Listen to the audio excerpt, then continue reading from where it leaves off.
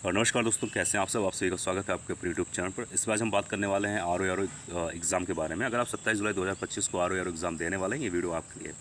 Are में एक subject होता है हिंदी। हिंदी के बारे में अक्सर टीचर कहते हैं, या फिर आपने अगर हमारा वीडियो देखा होगा तो मैं अक्सर बोलता रहता हूँ कि 55 सवाल अगर आप सही कर लेते हैं तो आर के प्रीलिम्स में आपका सिलेक्शन हो जाएगा। लेकिन ये बोलना आसान है कि आप 55 सवाल सही कर लीजिए, 55 सवाल सही हो जाएगा। ये बोलना काफ़ी आसान है, चाहे मैं हूँ या कोई भी।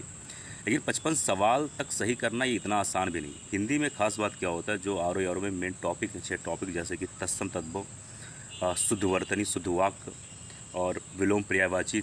ठीक है, ये जो सारे टॉपिक हैं, उनमें से अगर मैं बात करूँ तो आप पर्यायवाची विलोम कुछ हद तक सही कर सकते हो, और मैं बात करूँ तो आप तत्सम तद्भव भी कुछ हद तक सही कर सकते हो, जहाँ तक सही हो जाए।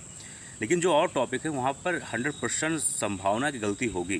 जैसे शुद्ध वाक्य होता है, जो शुद्ध शब्द होते हैं, अनेक शब्दों के एक शब्द होते हैं, ऐसे सवालों पे, ऐसे क्वेश्चन पे आपकी गलती होना तय है। अगर यहाँ पर आप चाहते हैं गलती ना हो, तो सब इम्पॉर्टेंट चीज़ है कि आपका प्रैक्टिस होना।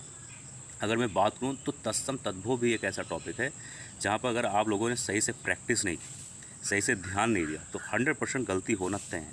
हिंदी में 55 सवाल सही कर देना ये बोलने में आसान है। अगर आप 55 सवाल सही करना चाहते हो तो जाहिर सी बात है आपको बहुत प्रैक्टिस मांगता है। बहुत प्रैक्टिस यानी मैं बात करूँ 27 जुलाई को आपका पेपर है, तो अभी भी आप 2-3 घंटे एवरीडे आपको प्रैक्टिस देना ही पड़ेगा। अब उसमें जो मात्राएँ हैं उस पर ध्यान देना पड़ेगा, कहाँ पे बिंदु लगता है, कहाँ पे बड़ा का मात्रा है, कहाँ छोटा का मात्रा है। मैं बात करूँ, अगर आप लोगों ने हिंदी का प्रैक्टिस सेट सॉल्व किया होगा, ठीक है, इन 6 टॉपिक में से कोई भी टॉपिक, तो आप, मैं बात करूँ तो पर्यायवाची विलोम को छोड़ भी दो अगर, तो जो 4 टॉपिक बचते हैं, तत्सम तद्भव, अनेक शब्दों के एक शब्द, वर्तनी, विशेषण, विशेष, तो वहाँ पर एक चीज़ आप ध्यान दिए होंगे कि आपको छोटी छोटी माइन्यूट सी गलती आपका सवाल गलत करा देता है।